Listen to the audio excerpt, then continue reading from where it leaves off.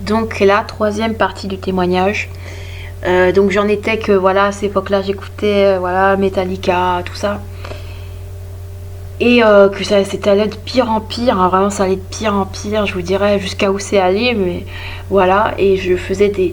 Et je me maquillais comme pas possible, j'avais 14 ans et je me maquillais avec du rouge à lèvres, vraiment rouge, et des yeux très maquillés, avec beaucoup de fard, beaucoup de mascara, avec, vous savez, je t'ai fait un tissage, tout ça. Je aussi quand je sortais dans la rue, je me faisais aussi beaucoup accoster par des hommes plus âgés, et souvent aussi dégoûtants en fait, on va dire, parce que vous savez, quand vous avez genre 14 ans, tout ça, vous essayez de plaire en fait, mais pas à des vieux monsieur, vous voulez plaire à des gens à des mecs de votre âge, où vous essayez d'être vraiment, vous essayez d'attirer l'attention, voilà, de personnes qui sont, voilà, de personnes qui sont soit de votre âge ou qui sont vraiment des personnes jeunes en fait. Et quand vous, enfin, voyez que vous attirez que les vieux pervers, excusez-moi d'expression. Et à Saint-Étienne, le seul truc c'est que voilà, il y en a plein il y a plein de personnes que voilà qu'on pourrait appeler de bizarres. Et voilà quoi, c'était très compliqué. Et moi je me donnais l'apparence en fait d'une fille un peu rebelle, forte on va dire, mais j'avais toujours cette timidité en moi, ce truc, ce qui fait que je me mettais à suivre des gens, j'étais très facilement docile ou manipulable, voilà, un truc comme ça. Et, euh, et heureusement que j'ai pas rencontré certaines personnes, même dans le rock, tout ça, qui auraient pu me manipuler, ou j'en sais rien. C'est Dieu qui m'a gardé. Et donc voilà, la plupart des relations que j'avais avec les gens, c'était sur internet. Et disons que voilà, j'ai grandi tout ça. Et mes parents et moi, on a la famille, tout ça, on a déménagé encore à Saint-Étienne, mais au centre-ville. Voilà, et donc c'était dans un appartement que j'aimais pas, qui sentait pas bon. Et que je me souviens même, je voulais même pas faire mes affaires en fait, je voulais pas mettre mes habits dans le placard, je gardais mes habits dans mon plastique. Et je savais qu'au départ, vu qu'on n'avait pas trop de choses, je couchais sur un matelas par terre avec mes plastiques, tout ça. Et j'étais toujours dans ce truc, voilà. Je crois Nirvana, tout ça, mais j'étais aussi dans ce truc du club des 27 en fait. Je m'intéressais vraiment à tout ce qui pouvait s'abriter de près ou de loin à Kurt Cobain, à Nirvana et à tous ces trucs là. Parce que je voulais être justement la prochaine du club des 27. Je voulais être la meilleure, donc j'écoutais aussi Amy Winehouse, j'écoutais Jimi Hendrix, tout ça, les Doors, tout. Et je me nourrissais de musique en me disant que plus j'écouterais de musique, plus je serais créative, mieux je serais, tout ça. J'avais des projets, tout ça. Et à cette époque aussi, j'avais eu mon propre ordinateur aussi. Donc, et mon frère aussi, on commençait vraiment à développer un peu vu qu'on était des adolescents, ça, à développer aussi un humour un peu sarcastique, cynique. On regardait South Park. Il y avait quoi, Daria aussi. Moi je regardais Daria et j'étais dans une période aussi de grande dépression parce que justement j'allais pas à l'école. On a voulu me mettre où j'avais tenté un autre lycée, Fouriel, qui était pire parce que c'était un lycée qui était artistique avec beaucoup de gens, beaucoup de gens, et c'était très compliqué. Et le premier jour, ou je sais pas quel jour, mais en gros j'ai pas trouvé la classe de chimie et je suis partie tout simplement parce que c'était trop de stress pour moi, j'étais pas bien, j'étais en dépression, tout ça je me disais. Et c'était trop de stress pour moi. Après j'ai tenté de faire le CNED, mais vu que je comprenais pas en fait comment ça fonctionnait, j'ai pas pu suivre le CNED. Et puis je me suis même poser des questions en fait, à force de me dire mais c'est pas normal que je sois comme ça, que je sois associée à tout ça. Donc je me suis dit que j'étais sûrement autiste en fait, et je me suis inscrite sur un site de rencontre pour autistes Asperger, et j'ai parlé à des gens, et surtout à une personne qui est devenue un peu mon amie, qui s'appelait je sais pas si je vais dire son nom, mais voilà, c'était un peu mon amie. Mais le seul truc, c'est que lui, il était vraiment autiste, tout ça. Moi, j'étais en dépression. Et il s'étonnait toujours que je sois toujours en dépression, qu'à chaque fois que je lui parle, bah, je lui dise que je vais mal et tout ça. Et ça lui pesait un peu. Et puis surtout, je l'ai amené aussi dans mes trucs de théorie du complot parce que plus en plus, je commençais à m'intéresser. Vu que j'avais accès à Internet, tout ça, vu que j'avais accès à Internet et tout ça, parce que lorsqu'il était à Sarlange, il y avait l'ordinateur familial. Puis il y en avait un autre ordinateur à côté, mais c'était un peu quand même pour toute la famille. Mais là j'avais mon ordi et je commençais à m'intéresser aux Illuminati, MK Ultra, tout ça, le satanisme dans la musique. Et moi je pensais que Kurt Cobain, tout ça, beaucoup de personnes, bah, c'était des anti-Illuminati qui avaient tenté d'être contre ces personnes et qui en étaient mortes en fait. Et qui étaient des héros en fait. Et moi je voulais être des héros comme eux. Donc c'est pour ça que je vous ai dit que je voulais vraiment combattre les Illuminati, tout ça. Et je pensais en fait à une solution pour le monde parce que je voyais que le monde, bah, il allait mal, que les gens, bah, que les Illuminati, tout ça, les gens qui les suivaient, qui allaient être d'accord avec eux, bah, s'auto-détruiraient. Et moi je me disais, bah, ça serait bien de qu'on fasse un clan sur Terre où il y aurait que des gens bien. Et où on pourrait vivre en paix et on se protégerait avec des armes, tout ça. Et on les laisserait s'auto-détruire entre eux en fait. Et je me disais, et j'avais imaginé plein de choses, je me disais qu'il faudrait quand même des juges, il faudrait quand même quelqu'un qui serait au-dessus de nous quand même, parce que je voyais qu'il y avait une société, qu'on était dans une société pyramidale, capitaliste, et moi je me disais, bah, il faudrait que tout le monde soit au même niveau. Mais je me disais qu'il faudrait quand même quelqu'un qui soit au-dessus, et qui ait un esprit saint en fait en lui, qui soit pur d'esprit. Moi je connaissais pas le Saint-Esprit, mais en fait, je voyais les vieux, je me disais que même les vieux, ils ont des esprits tordus, ils pensent au sexe et tout, ils veulent rajeunir et tout. Donc je me disais que même les vieux, en fait, ça me déprimait parce que je me disais que même les vieux sont pervers. Donc qui pourrait nous diriger? Qui aura un esprit assez sain, en fait, pour nous diriger, pour être bien dans la justice, en fait. Et c'est vraiment à cette période-là que c'est vraiment juste avant que je rencontre Dieu, quelques mois, je crois, avant que je rencontre Dieu, que j'ai pensé à ça et que je déprimais en fait à propos de ça. Et donc voilà, je cherchais tout ça, la vérité. Je me posais des questions aussi sur le bien, le mal. Je me disais qu'il y avait le bien, la lumière et puis le mal, et que le mal courait après la lumière, un peu comme vous savez la vitesse de la lumière. Et je pensais à l'univers, tout ça, je pensais à tout ça. Et il y a une conclusion que j'ai eue même dans mon truc de vérité, c'est que le bien était aussi fort, était égal au mal en fait, qu'il n'était pas plus fort. Et cette pensée là, quand je l'ai eue, ça m'a terrifiée. J'ai eu peur dans mon cœur. Et je me suis dit, plus jamais je cherche la vérité, parce que ça m'avait fait tellement peur en fait. J'étais prise d'une peur, d'une panique qui était énorme. Et donc je me suis dit, plus jamais je cherche la vérité, plus jamais j'essaie de faire des trucs et tout. Et j'essaie de faire d'autres théories, tout ça. Et en fin de compte, après, avec Dieu, j'ai découvert voilà, que Dieu existait vraiment, qui était bon, qui était voilà, au-dessus du mal. Tout ça. Mais à cette époque, vraiment, je voyais vraiment beaucoup les œuvres du diable. J'avais même regardé avant même de rencontrer le Seigneur, des vidéos de possession démoniaque. Je ne sais pas pourquoi. De gens qui étaient délivrés. Je ne sais absolument pas pourquoi. Je regardais ça, je le regardais. Parce que j'étais, vous savez, tout dans les trucs Illuminati, du diable. Et aussi sur une chaîne qui s'appelait Vigilant Christian, qui est en anglais. Et qui parlait de ça, et qui parlait un petit peu du Christ. Mais bon, moi, ça me faisait ni chaud ni froid. Et j'avais même fait, en fait, je travaillais aussi un petit peu sur mon truc de rockstar.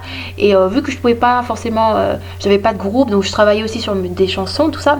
Mais surtout, je travaillais sur des pochettes d'albums. Parce que j'étais aussi quelqu'un qui aimait beaucoup le dessin, qui aimait beaucoup tout ça. Et je travaillais sur des pochettes d'albums, sur des noms de groupes. Et j'avais fait une pochette d'album en plus, qui était très blasphématoire. Mais moi, vous savez, ce que je connaissais par rapport à la croix, c'était le catholicisme. Donc c'était pas contre Dieu, mais en fait c'est parce que c'était cool. Et c'était en fait je connaissais pas Jésus-Christ, je connaissais pas Dieu pour ça.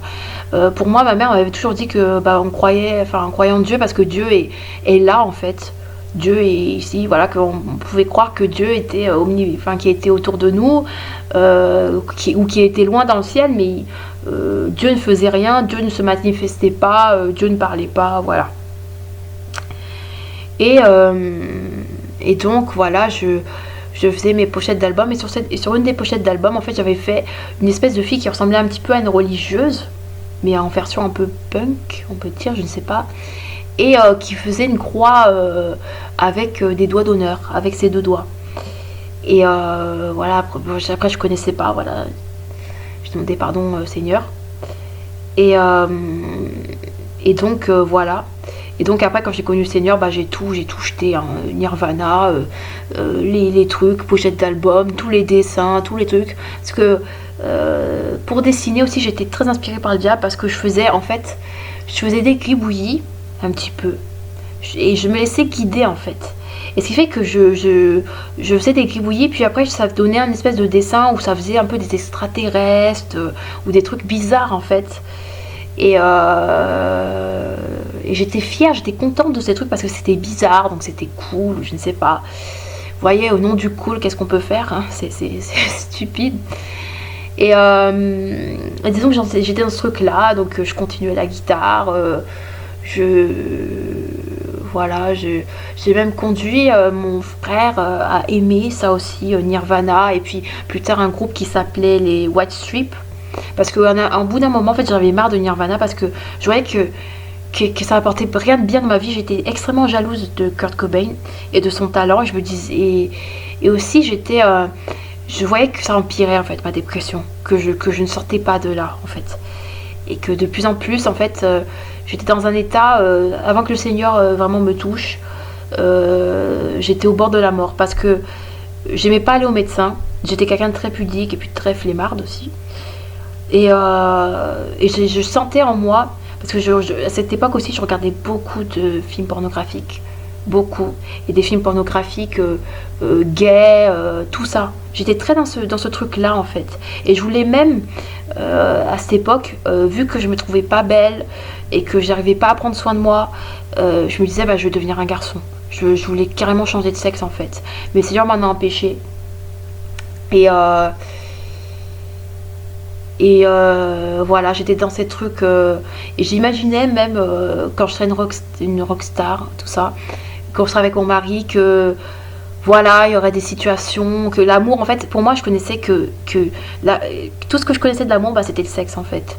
C'était que, voilà, c'était la vie sexuelle et que voilà, que on aurait, bah, j'aurais une vie de rockstar avec mon mari, tout ça, qui serait bisexuel, tout ça, donc des trucs complètement fous.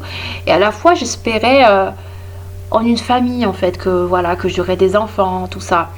Et mais j'ai découvert, j'ai réalisé avec le Seigneur que j'ai repensé tout ça. Je me suis dit que si vraiment le Seigneur, je serais devenue une rockstar, j'aurais fait tout ce qui était dans ma tête, ça aurait été une catastrophe. Mon mariage aurait été une catastrophe, ma famille aurait été une catastrophe, ça aurait été une catastrophe, ça aurait été bizarre, ça aurait été vraiment, vraiment horrible. Et voilà, je peux bénir le Seigneur de ce qui m'a préservé de ça. Et surtout, vraiment, il y a tellement de choses à dire. Parce que j'ai vraiment fait une période où voilà, j'ai hurlé dans ma chambre en disant que Kurt Cobain, tu as gâché ma vie. Et parce que j'essayais d'écrire comme lui de façon un peu bizarre, poétique, je ne sais pas quoi. Ce truc, c'est que j'avais jamais connu, j'avais pas connu grand chose dans ma vie. Et j'avais jamais connu même un acte sexuel, tout ça. Et je faisais des chansons qui parlaient de sexe. Alors j'avais jamais connu ça.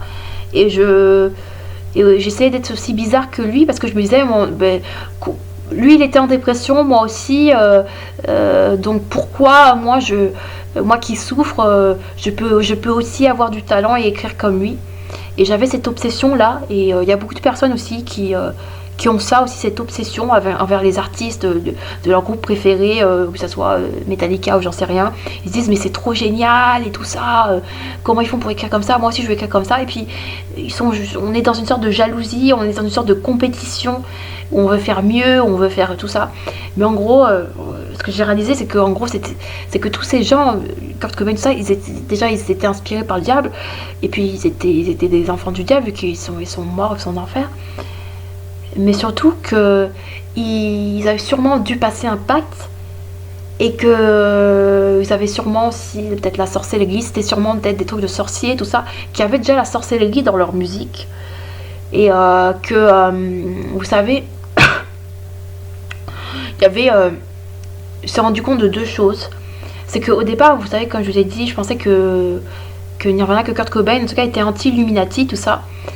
Et donc, des fois, je mettais les chansons de Nirvana à l'envers.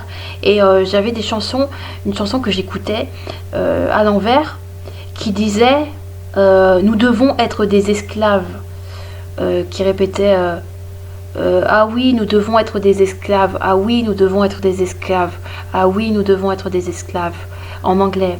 Et je comprenais ça. Et moi, je pensais qu'il voulait dénoncer. Mais en fin de compte, je me rends compte que il y avait aussi une chose sur Internet, sur une carte du jeu qui s'appelait Illuminati Game, où on voit une personne qui ressemble à Kurt Cobain, qui a une guitare, qui enregistre dans un studio avec des personnes qui ont des capuches comme des sorciers, qui en gros voilà, sont derrière l'enregistrement, tout ça. Et vous savez, j'étais très dans les théories du complot et à la fois Nirvana, tout ça. Donc je connaissais beaucoup de théories aussi sur Kurt Cobain, sur Nirvana, sur tout ça. Et enfin, avec le recul, je dis pas que ce que je dis est 100% vrai, tout ça, mais pour moi, tout ça, déjà on peut pas rentrer dans Sony, pas Sonic, hein, mais dans l'industrie musicale Sony, tout ça, sans passer un pacte. Déjà, sans avoir des compromis. Et je pense qu'il y a aussi le pacte avec Satan, un pacte de sang, tout ça. Et donc les gens, voilà, ils savent ça. Et ce que je veux dire, c'est que ce qui m'a dégoûté par rapport à Kurt Cobain, à Nirvana, c'est qu'il y avait eu un pacte, ça, et que, en fait, il a vendu des milliers de gens, en fait, à cette musique, à adorer Satan. Il a vendu des gens, en fait, dans sa musique. Kurt Cobain, il a vendu des milliers de gens. Et il avait cet esprit, en fait, dans l'album Nevermind, tout ça, cet esprit d'antichrist. Et aussi quand, bon là les gens vont dire mais tu dénonces ou j'en sais rien, c'est juste que je me suis rendu compte en regardant en arrière, c'est que je sais pas, après je veux pas la critiquer, je suis pas là pour critiquer Kurt Cobain, tout ça, donc je vais peut-être pas parler de tout ce que je peux savoir, de tout ce que je sais, mais tout ce que j'ai envie de dire, c'est que j'étais jalouse de Kurt Cobain sur le réseau, alors que c'était le diable en fait qui était derrière ces musiques. Et si j'étais pas meilleure, si j'étais pas bonne à écrire des musiques, à tout ça, c'est parce que justement le diable avait prévu que je fasse pas partie du club des 27, mais que je meure en fait. Il voulait que je meure, tout simplement, et que j'aille en enfer. Et donc aussi, comment dire, je disais, j'avais hurlé dans ma chambre, Kurt Cobain, tu as gâché ma vie, tout ça. Donc, ce qui fait que petit à petit, j'ai essayé de me détacher de Nirvana. Mais je suis tombée sur un autre groupe qui s'appelait les White Stripes, que j'aimais mieux parce que pour moi, c'était plus humble en fait. Parce qu'il y a déjà, ils étaient deux, et puis j'aimais beaucoup la fille qui jouait de la batterie, tout ça, j'aimais beaucoup sa manière d'être humble un peu, de pas se maquiller, tout ça. Et voilà, pour moi c'était un groupe de substitution. J'aimais bien que c'était simple, je m'amusais même à faire la batterie, à me dire à m'imaginer en fait à la place de la batteuse, en me disant que j'aurais pu être la batteuse du groupe White Stripes et être célèbre, même si ça n'aurait pas été moi qui chantais ou qui aurait composé et fait les chansons, parce que c'est super difficile de composer, de faire des trucs qui sont vraiment originaux et qui vont plaire et tout ça. Et voilà, et à cette période aussi, je jouais beaucoup aux Sims, donc à cette époque je me prenais un peu pour Dieu.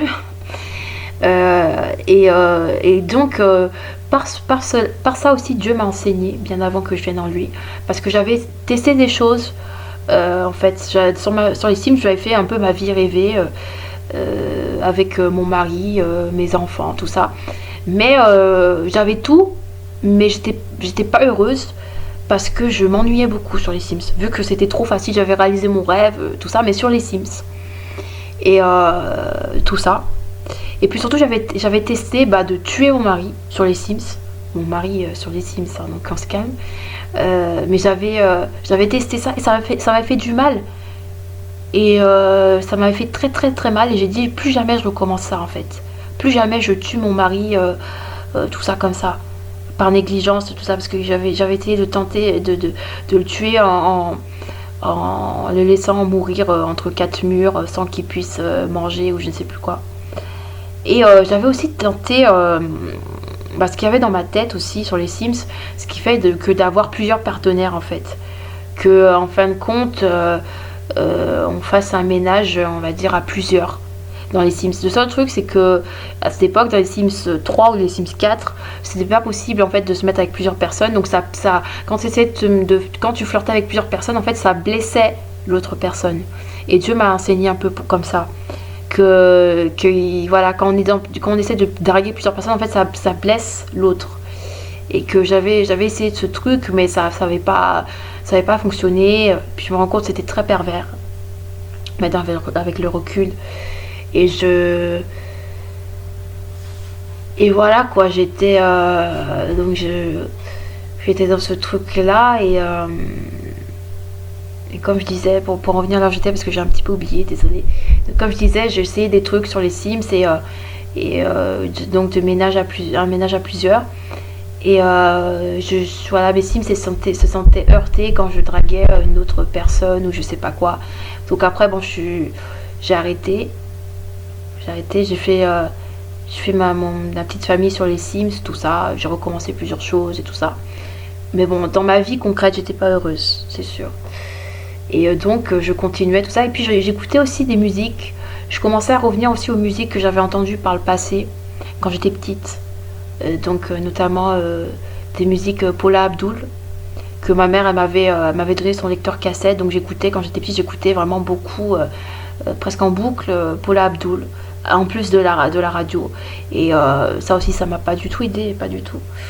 Mais voilà, j'écoutais Amy Winehouse, j'écoutais tout, vraiment beaucoup de musique. Je restais enfermée, ou des fois je me baladais en fait. Et vous savez, à Saint-Étienne, il y a un endroit qu'on appelle le Clapier, qui est un endroit qui est assez désert en fait. Et j'aimais bien aller là-bas parce que c'est un endroit qui n'inspire pas, qui est très maussade, on va dire, qui est très gris. C'est comme un terrain vague en fait. Et à cette époque, il y avait des gens qui venaient, tout ça, il n'y avait pas grand monde non plus. Et j'imaginais des choses. J'imaginais que voilà, il y avait, en marchant sur ce terrain vague, c'était l'enfer, l'enfer sous mes pieds. Et j'étais très en mode, vu que moi je connaissais la vérité sur les Illuminati, je me disais que les gens, voilà, ils étaient perdus, ils étaient stupides, ou j'en sais rien. J'étais très je sais pas si c'était dédaigneuse, mais j'étais très orgueilleuse en tout cas. Et les gens, voilà, je les regardais faire leur vie. Et en même temps, j'espérais, vous savez, je regardais souvent vers la mine, en tout cas, à Saint-Étienne. Je regardais en haut et puis je me disais, ce serait bien s'il y avait un homme en haut de la montagne qui venait descendre. J'espérais un peu au prince charmant, vous savez. J'avais beaucoup de visions que moi, bah, justement, en fait, je croyais pas vraiment que j'allais être une rockstar. Et au fond de moi, je savais que j'allais mourir. Tout ça, mais je croyais dans un sens que j'avais un petit espoir que je devienne une rockstar. Et puis je me disais que au pire mon avenir ça sera quoi? Ça sera d'être une mendiante dans la rue, ou d'être une folle en fait, dans une maison abandonnée, et qu'un jour il y a un beau jeune homme qui me remarque, qui me voit en fait, qui me voit et qui se dise waouh, cette fille est intéressante, ou j'en sais rien, qui vienne me parler, qui tombe amoureux de moi, je ne sais pas, un jour. J'en sais rien. J'espérais ça. Et pour moi, c'était comme un rêve. Et voilà, j'imaginais ma vie, que ce soit en tant que rockstar, soit en tant que tout ce que vous voulez. J'imaginais aussi sauver aussi une personne, sauver un drogué de la rue, et qu'on pourrait être ensemble, tout ça. Donc j'imaginais plein de scénarios comme ça. Et disons que voilà, j'ai continué dans ces choses, tout ça, j'écoutais de la musique, j'étais dans les films, j'étais très malheureuse, je n'allais pas au médecin, je regardais beaucoup de films porno, donc, et à chaque fois, vous savez, je passais mes journées aussi dans mon lit, à me masturber, à faire des choses qui sont pas bonnes. Et ça me détériorait à l'intérieur en fait, ça impactait directement ma santé, parce que je m'interdisais en fait d'uriner des fois quand j'avais envie de faire pipi dès le matin, rien que pour avoir plus d'orgasme en fait, plus de je sais pas si c'est le mot, mais plus de plaisir on va dire. Et ça m'a détérioré tout ça, ça m'a vraiment, il y a aussi d'autres choses qui m'ont détérioré, mais ça m'a détérioré ma santé. Et moi, j'étais vraiment déprimée, dépressive. J'étais à bout, vraiment. J'étais à bout. J'avais essayé aussi de me rapprocher de certaines gens, de certaines personnes par des ateliers de peinture, tout ça, mais j'y arrivais pas, j'y allais pas. Parce que ça coûtait des sous. Et moi, vu que j'étais pauvre, bah voilà. J'avais. Comment dire d'autre. J'ai. J'allais beaucoup, comme je vous ai dit, à cet endroit là qui était un peu comme un terrain vague, et j'écrivais des chansons, tout ça, et j'aimais beaucoup cet endroit. Et comme je vous ai dit, j'écoutais aussi beaucoup de musique que j'écoutais dans le passé quand j'étais petite, et c'est des musiques très tristes, très mélancoliques.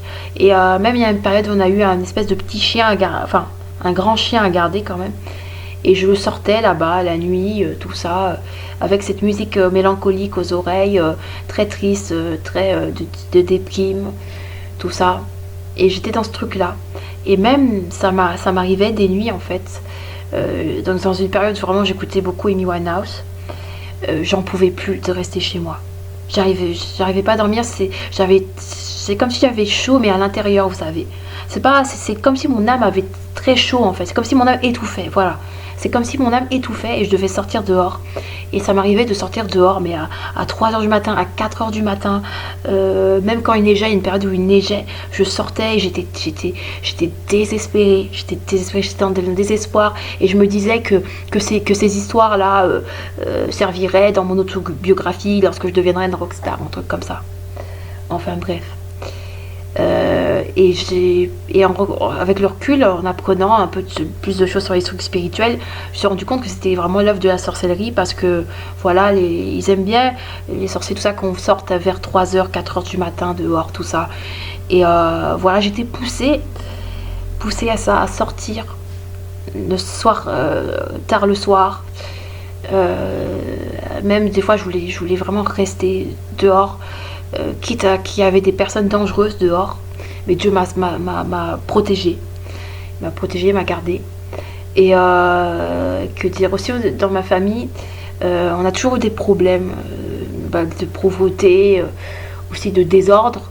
Et aussi là, on avait eu avec cet appartement à Saint-Étienne, au centre-ville, des problèmes de cafards. Parce que mes parents aussi ont voulu, en bas en fait de chez nous, ils ont voulu ouvrir un restaurant qui allait avec l'appartement.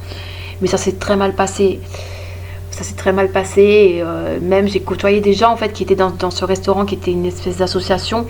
Et lorsque j'avais 14 ans, il y a des gens qui bourrés, ils ont essayé de me draguer. Et ça m'a encore plus dégoûtée en fait. Ça m'a encore plus... je me suis encore plus refermée sur moi-même, et ça m'a plus dégoûtée. Voilà, qu'on me voyait comme ça en fait, comme une espèce de belle fille. Déjà j'avais ce truc peut-être d'objet sexuel, le truc comme ça, alors que j'avais couché avec personne. Et voilà, et j'écrivais des choses aussi très horribles en fait dans un carnet que ma mamie avait vu, où j'écrivais voilà que j'étais une prostituée, tout ça. Alors que j'avais jamais couché avec personne, mais je le faisais en fait parce que c'était cool, et parce que j'étais déprimée, donc j'écrivais des choses comme ça. Mais quand on écrit des choses, on proclame des choses sur sa vie, bah voilà, ça a des conséquences, des choses comme ça, et le diable le sait. Et c'est pour ça qu'il faut pas écrire n'importe quoi, il faut pas dire n'importe quoi sur nous. Mais voilà.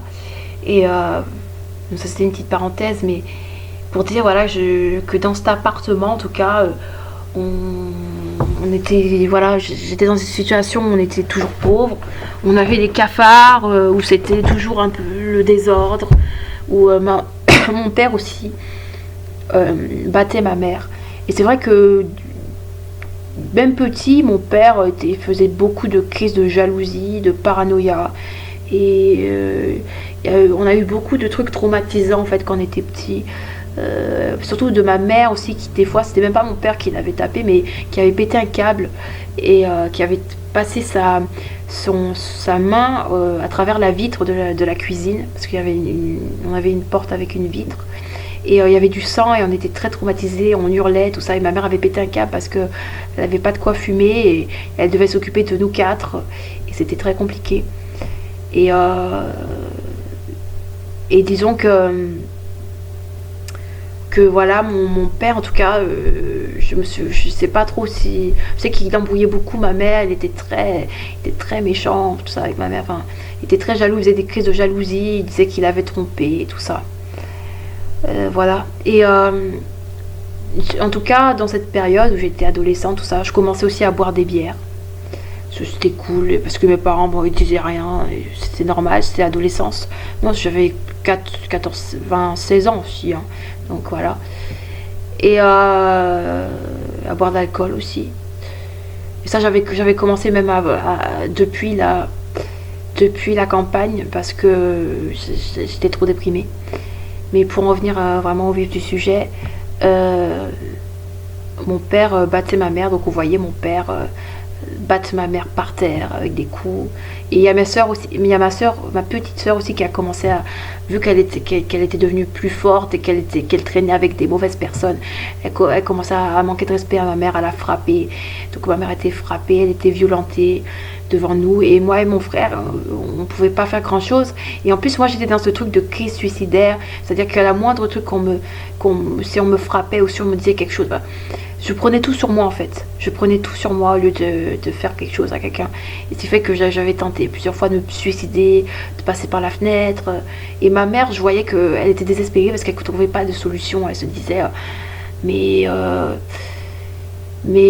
enfin, en fait, je me rendais pas compte que lorsque je faisais mes tentatives, enfin, que j'étais dans son truc de dépression, tout ça, pour moi, c'était moi la personne la plus malheureuse du monde et c'était moi c'était moi qui était à plaindre, c'était moi la victime, c'était moi comme ça. Et pour moi, je me rendais pas compte à quel point ça faisait du mal à ma mère, que je faisais du mal, que j'étais méchante parce que je faisais du mal à ma mère. Au lieu de me mettre un coup de pied aux fesses pour sortir de la dépression, bah, je faisais du mal à ma mère. Et ça, je m'en suis rendu compte avec Dieu, avec le recul. Mais j'étais dans ce truc-là. Et voilà, comme je vous dis, mon père battait ma mère. Euh, et comment dire, on était voilà dans ce truc-là où c'était la dépravation, tout ça. On avait même des éducateurs qui venaient, tout ça, et qui essayaient de nous aider, mais on était dans une famille assez qui se méfiait beaucoup des assistantes sociales, des choses comme ça, parce que des éducateurs, parce qu'ils avaient dit des mauvaises choses sur ma mère, comme quoi elle nous aimait pas. Et ma mère, alors que ma mère nous aimait, c'est juste compliqué pour elle. Et donc, pour en revenir au jour où j'ai vraiment rencontré le Seigneur, bah ça c'est la suite du témoignage. Donc à la partie 4 je crois.